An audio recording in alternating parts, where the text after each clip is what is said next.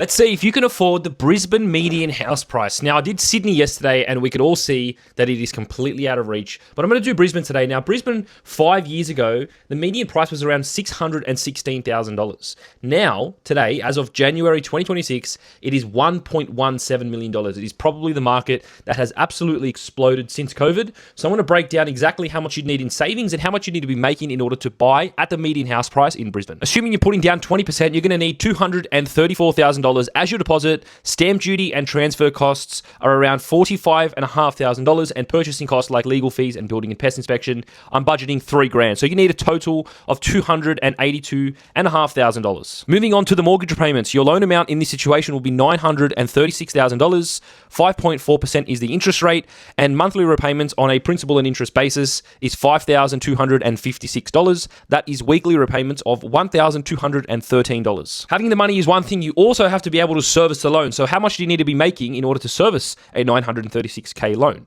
Well, assuming both borrowers have no debts, including HEX debt, and we're using the benchmark living expenses, so the absolute minimum the banks will take, a couple with no children is $89,000 each. With one child, it goes to $94,000 each, and two children, $97,000 each. Now, this is just the minimum. You have to be able to service the loan. It does not mean it is a good idea to cap out your borrowing capacity, because that's how you get yourself into trouble. So just take this with a grain of salt. Just like I did yesterday, here is a property that's very close to the first property that I showed. It's the same configuration, similar land size, and similar interior condition as well. And it is renting out for $740 a week. Now, if you can recall, the mortgage repayments per week were $1,213. So it's about 40% cheaper to rent at the median house price in Brisbane than to buy. And this doesn't include any of the property costs that you would incur if you own the property as opposed to renting, like council rates, maintenance, insurances, etc. So if you're a first home buyer in Brisbane and you want to purchase at the median house price, the income requirements being $89,000 to $97,000 each is quite realistic and achievable. Now, where most first home buyers get stuck